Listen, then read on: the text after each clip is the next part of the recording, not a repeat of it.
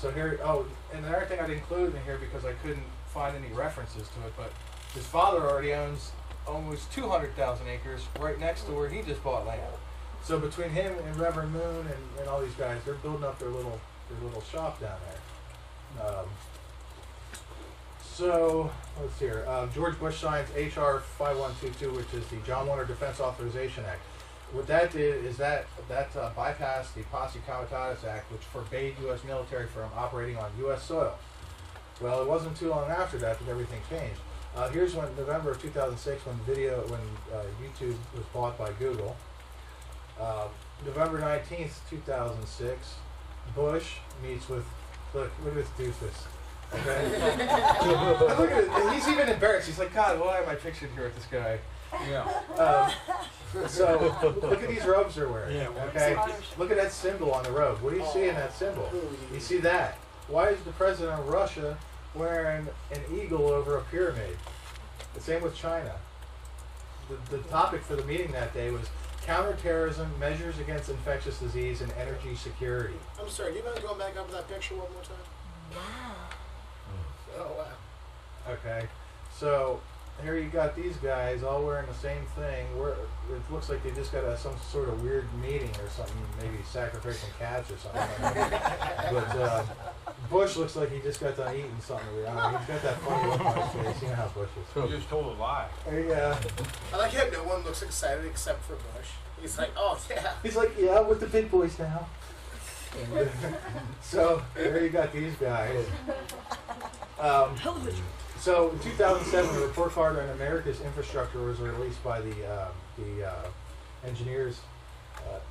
So in 2001, we had 364 dams that were in high hazard areas needing repair. As of 2007, it's up to 1,743. So they're basically just saying, screw the dams. We don't need them. They're not going to survive anyway. So they're not repairing them. Yeah, so basically they're not doing anything to fix the dams. So we won't need them anyway when we're all drowned. That's pretty much what they're... Rain. So, let's see here, where was I? Let's see here, okay. So the South Pole Telescope, we built this thing, which is a microwave millimeter telescope built on South Pole. They really haven't been talking so much about that. You know how much they talk about Hubble and all that? Well, they don't talk about these other telescopes very much because they don't want people to ask what they're for. So, let's see here. Okay, George Bush drafts the NSPD-51 presidential directive, which gives power to him to or the president, to basically impose complete and utter rule over the American people and take over all government functions. So that was done by Bush. Let's see here. All right, now this is really interesting. July 17th of 2007, you notice 777 in there.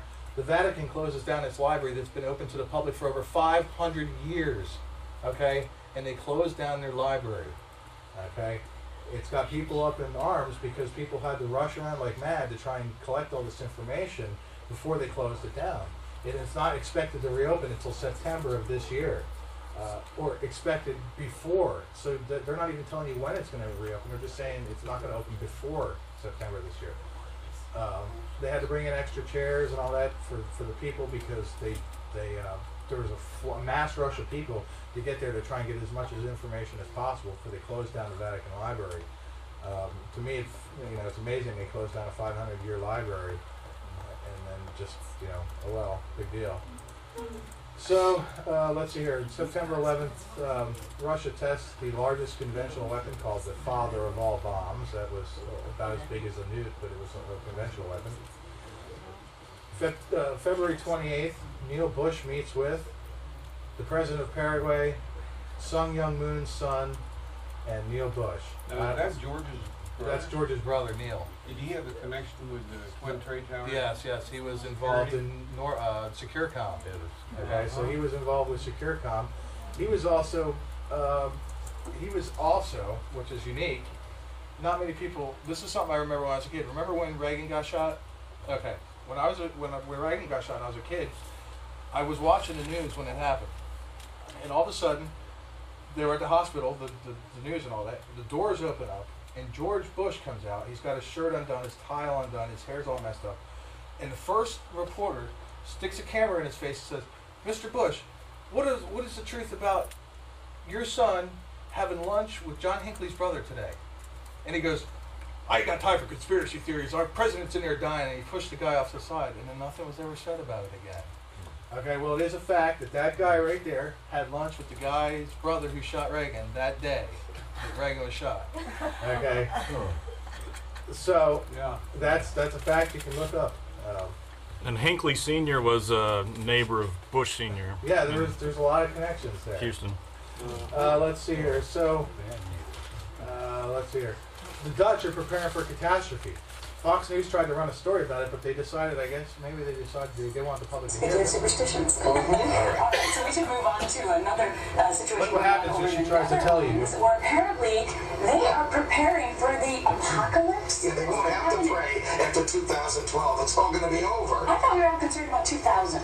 Right. Wasn't that the case? Millennium, yes. So what exactly is happening in 2012? They're pretty specific What about do it. they think is going to happen? The impending end of civilization.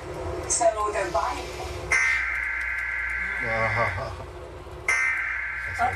And they blocked the whole thing out.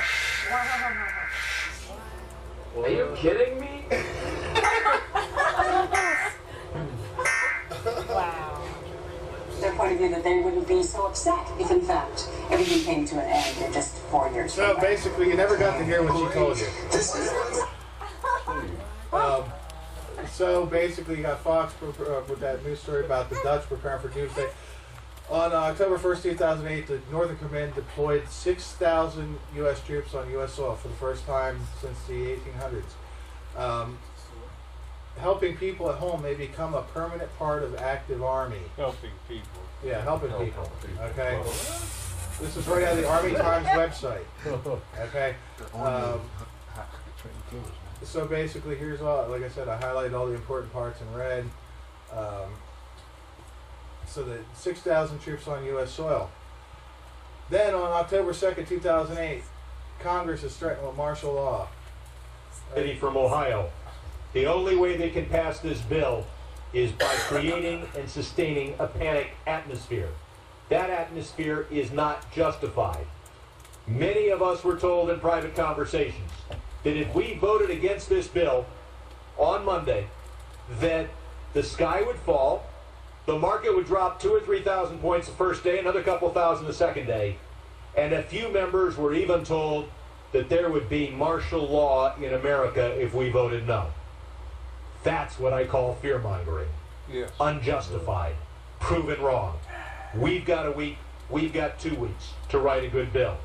The only way to pass a bad bill, keep the panic pressure on. Now, what has the Senate done to this bill?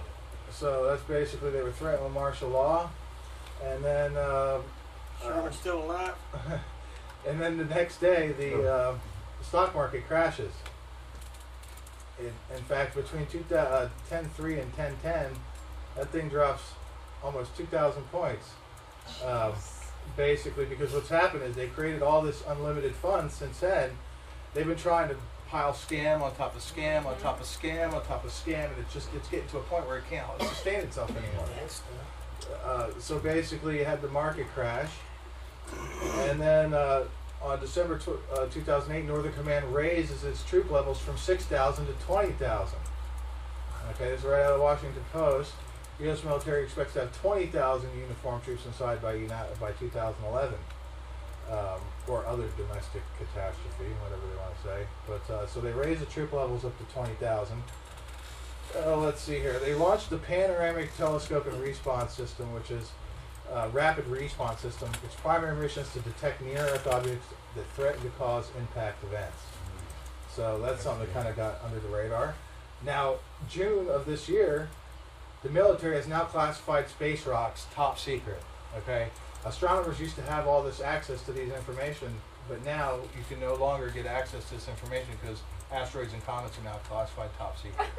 Okay, so like I said, this is right out of MSNBC. All the links for the articles are at the bottom. So now that's classified. Let's hear. We all heard about ClimateGate. I'm okay. That's a whole conspiracy in itself, but.